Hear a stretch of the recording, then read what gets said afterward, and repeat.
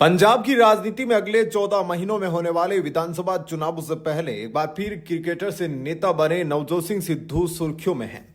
सिद्धू के सक्रिय राजनीति में लौटने को लेकर सस्पेंस बना हुआ है, लेकिन उनकी पत्नी नवजोत कौर सिद्धू ने जो बयान दिए हैं उससे न केवल पंजाब कांग्रेस की अंदरूनी कलह खुलकर सामने आ गई है, बल्कि सिद्धू के बीजेपी में घर वापसी की अटकलें भी तेज हो गई है।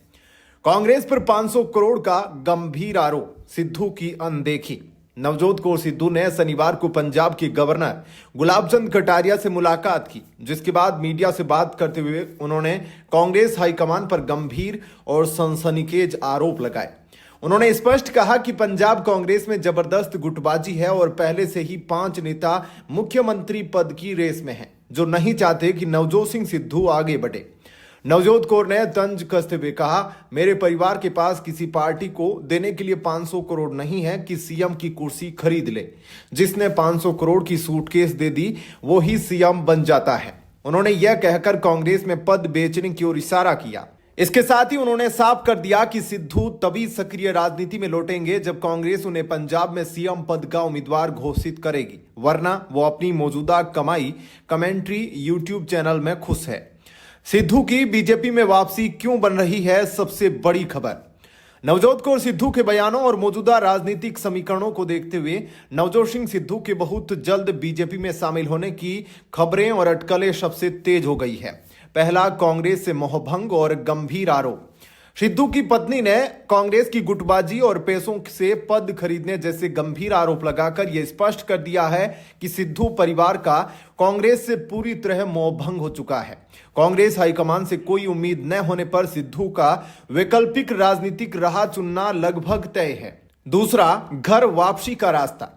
नवजोत सिंह सिद्धू राजनीति में अपनी शुरुआत बीजेपी से ही किए थे। वे पहले बीजेपी के टिकट पर अमृतसर से लोकसभा सांसद रहे और बाद में बीजेपी ने उन्हें राज्यसभा भी भेजा था। इस घर वापसी का रास्ता उनके लिए हमेशा खुला है। तीसरा, राजनीतिक सक्रियता का अभाव। सिद्धू पिछले कई महीनों से पंजाब कांग्रेस में बिल्कुल एक्टिव नहीं है। उन्होंने 2024 लोकसभा चुनावों में भी पार्टी के लिए कोई कैंपेन नहीं किया। उनकी मौजूदा वापसी आईपीएल 2024 में कमेंट्री से हुई और उनका नया यूट्यूब चैनल भी मोटिवेशन और लाइफस्टाइल पर फोकस कर रहा है। यह निष्क्रियता दर्शाती है कि वे कांग्रेस से दूरी बना चुके हैं। चौथा, कांग्रेस का नो एंट्री संकेत। नवजोत कौर सिद्धू से जब पूछा गया कि क्या सिद्धू बीजेपी में लौटेंगे तो उन्होंने सीधे टिप्पणी से मना कर दिया, लेकिन अपनी अगली शर्त सीएम फेस घोषित होने पर ही वापसी से यह साफ कर दिया कि कांग्रेस उन्हें तवज्जो नहीं दे रही। कांग्रेस की अनदेखी सिद्धू को बीजेपी की ओर धकेलने का सबसे बड़ा कारण बन सकती है। पांचवा, सिद्धू का विजन, सोने की चिड़िया। नवजोत कौर सिद्धू ने कहा, मेरे पति पंजाब को सोने की चिड़िया जैसा बनाना चाहते हैं। सिद्धू ने हमेशा खुद को ईमानदार और विजनरी नेता के रूप में पेश किया है। कांग्रेस में खुद को आगे बढ़ते न देख वे बीजेपी के केंद्रीय नेतृत्व के साथ मिलकर इस विजन को पूरा करने की कोशिश कर सकते हैं। नवजोत सिंह सिद्धू ने खुद हाल ही में सक्रिय राजनीति में लौटने के सवाल पर कहा था कि यह तो समय ही बताएगा। उन्होंने यह भी कहा था कि राजनीति उनके लिए कभी बिजनेस नहीं था, बल्कि लोगों की भलाई के लिए था। सिद्धू की पत्नी का यह बयान सिद्धू के कांग्रेस को दिए गए अंतिम अल्टीमेटम के तौर पर माना जा रहा है। अगर कांग्रेस हाईकमान उन्हें सीएम फेस घोषित नहीं करती है तो पंजाब विधानसभा चुनावों से 14 महीने पहले नवजोत सिंह सिद्धू का बीजेपी में शामिल होना पंजाब की राजनीति का सबसे बड़ा टर्निंग पॉइंट साबित हो सकता है। क्या आपको लगता है कि